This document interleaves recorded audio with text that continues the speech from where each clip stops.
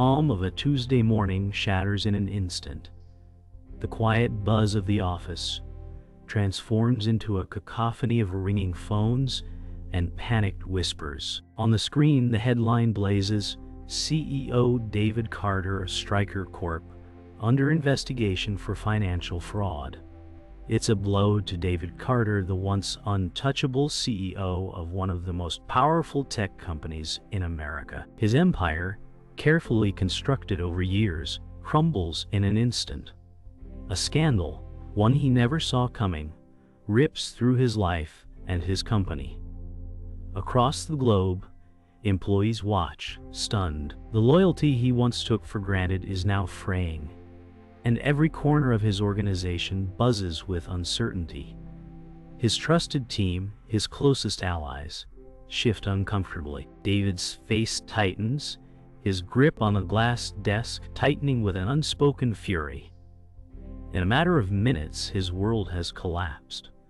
He looks around at his office, the place where he once ruled, now feeling more like a cage. David's mind races, yet his body remains motionless. The gravity of the situation is suffocating, and a cold dread settles in his chest. James McAllister steps closer, his voice a low whisper. "David, we need a plan. This could be the end of everything." David, who once dominated the corporate world with ruthless precision, now feels powerless. The world outside, so vivid and bustling just hours ago, now feels like a distant, unrecognizable place. He's alone.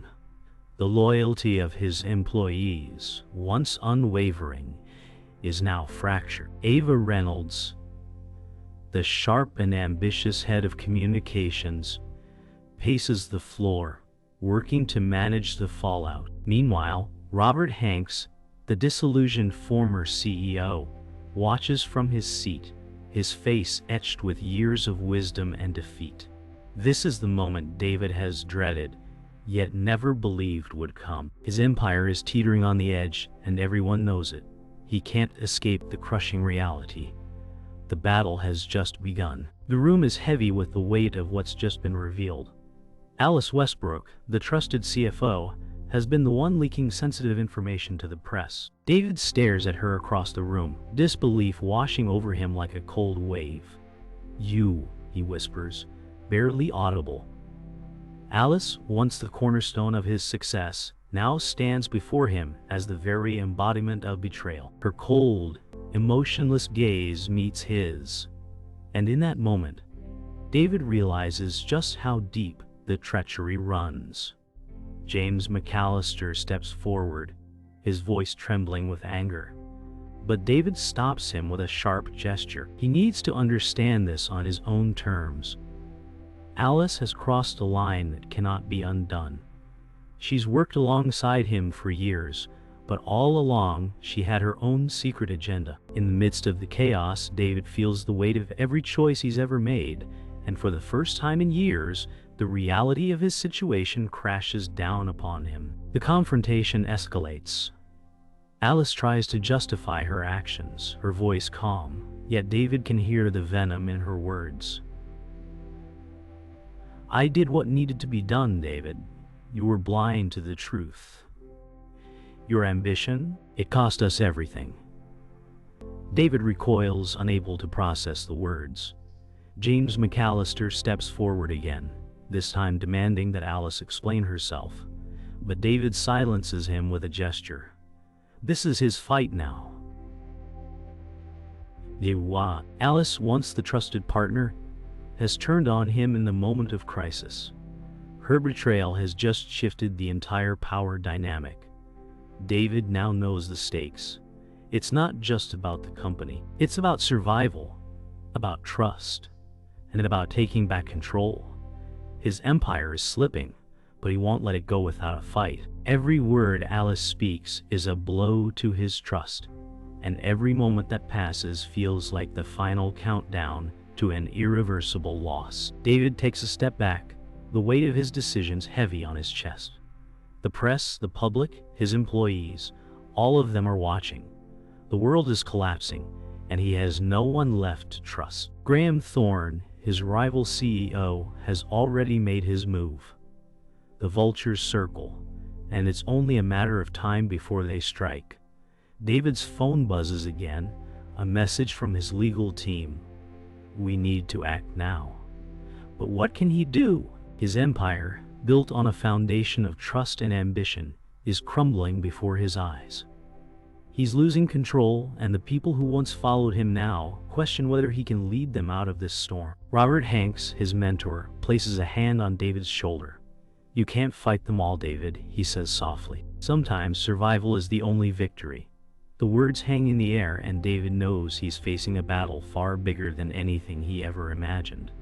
The game has changed, and David Carter is about to learn what it truly costs to rise and to fall. The air is thick with tension as David sits alone in his dimly lit office.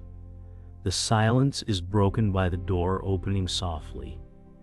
James McAllister enters, his face grave. Someone close to you is feeding them information, he says quietly. David's chest tightens. Betrayal now feels like a familiar scent. He turns slowly, staring into the shadows, his mind racing through names. Trust, once his greatest strength, has turned into a loaded weapon aimed squarely at him.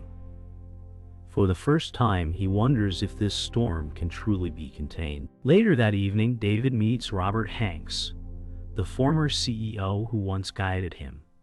They sit across from each other in a quiet bar filled with low jazz music and amber lighting. Power is a dangerous addiction, Robert warns, his eyes weary. David leans forward, desperate for clarity. Then why does it feel impossible to let go? Robert's faint smile is tinged with pity. Because you've mistaken control for purpose. The words strike deep. David realizes he's walking the same doomed path his mentor once took. In a quiet corner of the building, Emily Cole, a mid-level analyst, types nervously on her laptop. Her eyes dart toward the hallway as she uploads files to a secure server. Unknown to most, she's been feeding insider data to Graham Thorne. Each keystroke feels like a betrayal, yet she convinces herself it's survival. Just one more file, she whispers, trembling slightly. Her reflection on the screen looks older than her years. The weight of deceit presses harder with every click. The truth hits like a thunderclap. Alice's betrayal isn't simple treachery. She's been working with Graham Thorne and an unknown investor to dismantle everything David built. In the boardroom, David listens to whispered confirmations, every word cutting deeper. She played you, James McAllister mutters. Rage brews beneath David's calm exterior. His empire wasn't stolen overnight. It was dismantled from within. Betrayal now has a face, and it's one he trusted most. At a press conference, flashbulbs explode as David steps to the podium. The air is thick with accusation. Mr. Carter, did you know about the fraud? A reporter shouts. His throat tightens. Alice Westbrook stands at the edge of the stage, face unreadable. For a moment, time slows. Every headline, every rumor has led to this. He grips the microphone, eyes burning. No comment. The crowd erupts, and David's silence speaks louder than any denial ever could. David's office feels emptier now, as though it's no longer his. The morning light floods through the glass windows, but it feels sterile, distant. James McAllister enters, carrying a thick folder. The investors are pulling out. Fast, he says, his voice heavy with the weight of bad news. David's heart sinks. It's not just about Alice anymore. It's about survival. The foundation of his entire company is crumbling beneath him, and the room feels colder with every word. Every decision now feels like it's pushing him further from the top and closer to the edge. A sleek black car pulls up to the entrance of a high-rise building. Graham Thorne steps out, adjusting his cufflinks, his expression calm and calculated. Inside, He meets with the board members who have already begun turning their backs on David. The tension in the room is palpable as Graham proposes his offer, a full buyout of StrykerCorp. "It's the only way to save your company," he says with a smile. But behind his words is something darker. David's company is no longer a prize, it's a chess piece, and Graham is already 2 steps ahead. David can feel the walls closing in. Claire Roberts, a junior executive, has grown in prominence, offering fresh strategies that make the rest of the board question his leadership. Her rise is swift, and David can't help but feel a pang of jealousy. The underdog is playing her cards well, but David isn't one to give up. "She's after my seat," he mutters to James McAllister. James looks at him, weighing the situation. "Maybe it's time to ask if you're still the right person to lead." The words hang in the air. David's grip on power is slipping, and he can feel it. David can't escape the whispers, not in the boardroom, not in the halls, not in his own mind. Claire Roberts has now emerged as a serious contender, pushing David's decisions into question. "What are you going to do about her?" James McAllister asks. David stares at his phone, reading through messages from Graham Thorne's legal team. His empire, once a well-oiled machine, is slowly being dismantled. He knows what needs to be done, but there's a hesitation. "I won't let her take it all," David mutters. The fight has only just begun. David's legal team presents their findings, and the truth stings. There's more to Alice's betrayal than anyone realized. She's been feeding information not just to the press, but also to Graham Thorne and an anonymous investor, orchestrating a hostile takeover. The room is silent as David absorbs the shock. "This is it," James McAllister says quietly. "We've lost." David looks around the room, feeling the weight of every decision he's made. This isn't just about a company. It's about losing everything. His reputation, his legacy, his future. David stands before the full board of directors, the weight of their eyes on him. James McAllister watches quietly from the side, his arms crossed, as the room feels colder than it ever has. "You're running out of time, David," Claire Roberts says, her voice cutting through the silence. Her rise has been swift, her confidence unmatched.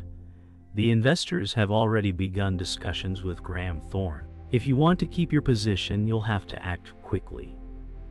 David clenches his fists, his mind racing. The walls are closing in.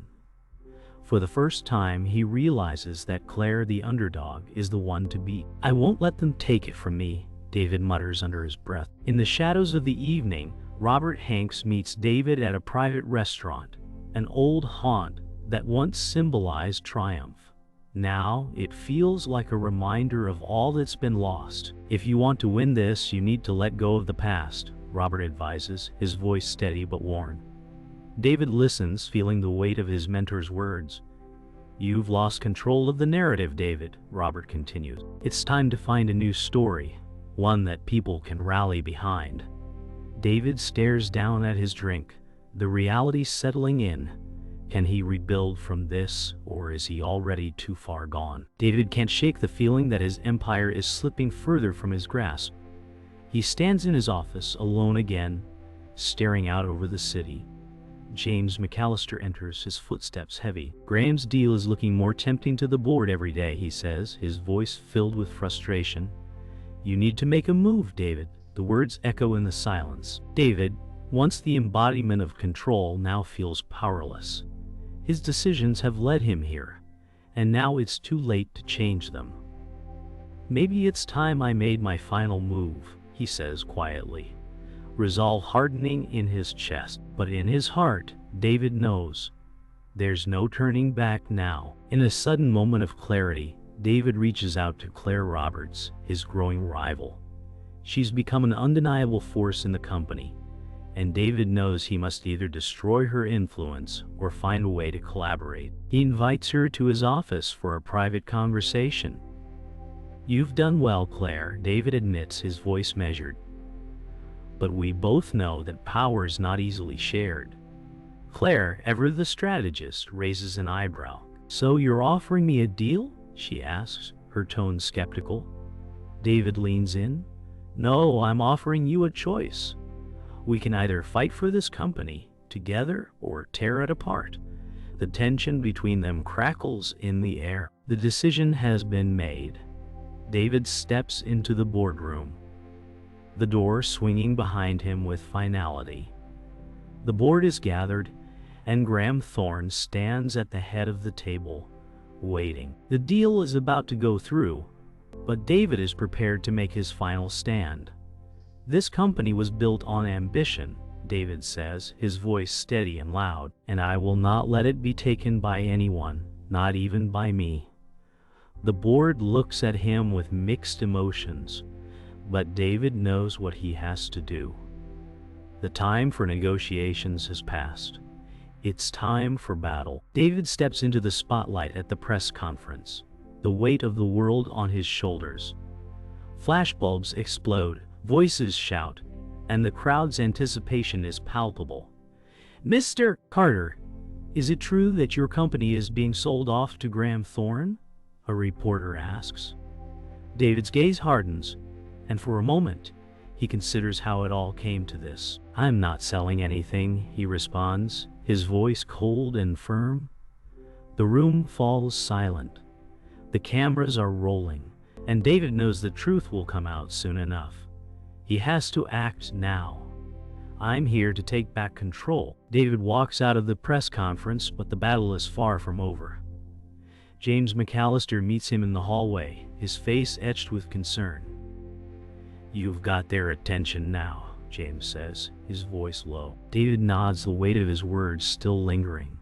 But he knows that with Graham Thorne closing in, this war isn't just about media battles. "It's not over, James. Not yet. We've got a final play to make." The pressure is mounting.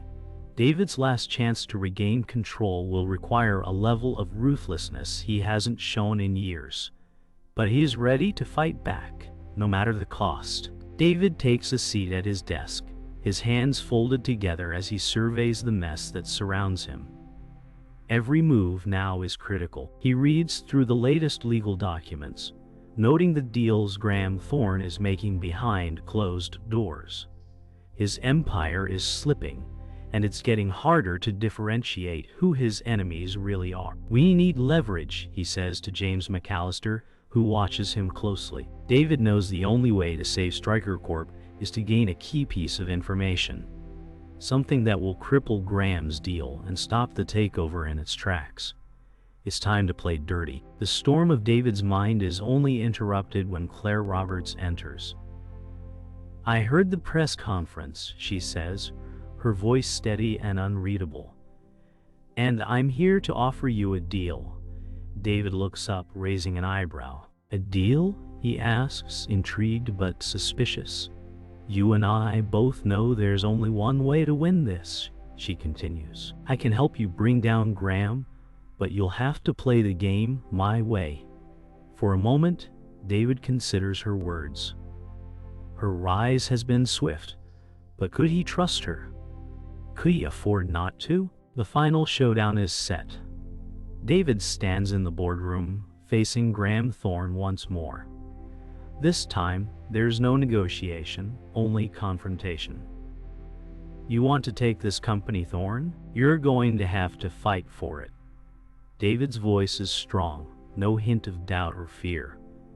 Graham smiles, but it's not the smile of a man who thinks he's won. This battle is far from over, and David's final play has set the stage for the ultimate power struggle. "We'll see about that," Graham responds, his voice low and dangerous. The tension between them is suffocating, and the game is about to end, one way or another. A year has passed, and David Carter's fall from grace is now complete. The world remembers him as the CEO who lost everything. He sits in the same chair, in the same office that once felt like a throne. But now it's just an empty cage. He stares out at the city, but it feels like a distant dream. James McAllister, now an old friend, enters with a folder in hand. "We need to talk, David," he says, The air is thick with years of unresolved tension. "It's over," David replies, his voice soft but heavy with the truth. "The empire is gone, and so is the man who built it." David and James McAllister sit across from each other in a small, quiet cafe. It's been months since they've had an honest conversation. "You were right, James. I couldn't see it. I thought I could control everything, but in the end it controlled me," David says, his voice breaking. James doesn't respond immediately. His eyes are filled with a mix of sadness and understanding. "You did what you thought was best, but power like that, it comes at a cost." The words linger between them. David nods, his gaze distant. The journey he began has cost him everything: his trust, his soul. A few days later, David stands at the balcony of his apartment, watching the sunset. The city he built his empire in now feels like a cold, indifferent expanse. Robert Hanks, his former mentor, joins him outside. "It never ends well, does it?" Robert asks, his voice gravelly. "No," David answers, his gaze fixed on the horizon. "But it doesn't have to be all bad. There's life beyond all of this." Robert chuckles softly, a knowing look in his eyes. "Maybe there's redemption. Or maybe just a life worth living." The conversation shifts from regret to possibilities. For the first time in months, David feels like the weight on his chest has lightened, even if only slightly. Weeks later, David meets Claire Roberts in a small park. She's no longer with the company, and he's not sure what he expects from their conversation. "I've been thinking about what you said," Claire starts, her tone uncertain. "Maybe I was too eager to climb, but I didn't want to end up like you. I didn't want to lose everything." David looks at her, a flicker of understanding in his eyes. "You didn't lose everything," he says. "You still have time to build something real." Claire looks away, contemplating his words. "Maybe," she replies, her voice quiet. The tension between them has faded, replaced by something almost like mutual respect. But neither is sure what comes next. David walks away from the company building for the last time. Ava Reynolds, now in charge of communications, watches from the door, her eyes following him. "It's strange, isn't it?" she says to herself. "The way everything falls apart." She pauses for a moment, then turns back into the building.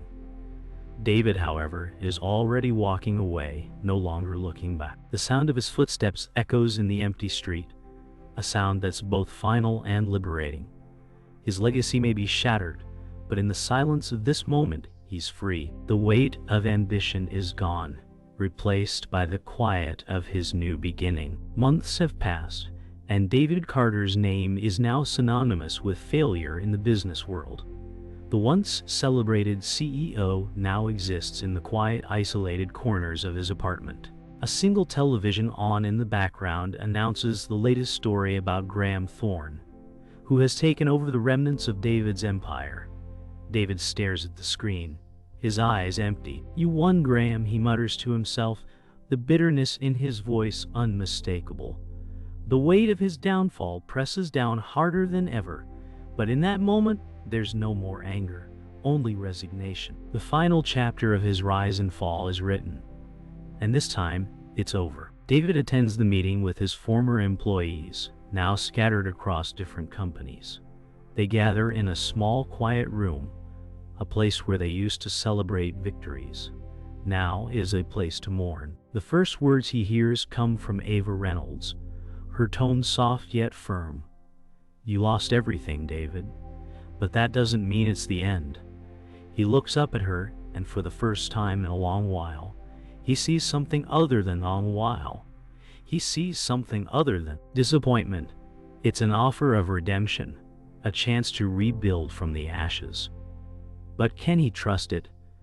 "Maybe," David says quietly. "Maybe I can still find something worth fighting for." David takes a final walk through the building that was once the heart of StrykerCorp. The office halls, now empty and quiet, echo his every step. The walls are lined with pictures of past accomplishments, each one a reminder of the empire he built and lost. He reaches the window, staring out at the city below. "It was always about the climb, wasn't it?" he mutters, speaking more to himself than anyone else. Claire Roberts' voice cuts through the silence. "It was never just about the climb, David. It was about what you built with it." He looks back at her, his eyes tired but understanding. "Maybe you're right. Maybe it was about building something real." David sits in the small cafe, alone now, staring at the cup of coffee in front of him. He reflects on the choices he made, the people he hurt, and the empire he built and lost. James McAllister enters and sits down beside him, offering a quiet, almost unspoken comfort. "You can't fix what's broken, David, but you can start over." David nods, the weight of those words sinking in. "I'm starting over," he says, his voice steadier than before. "But I have to do it on my own terms now. I won't let ambition be my only driver anymore." It's a small admission, but it's enough to finally feel like he's free. The final decision has been made.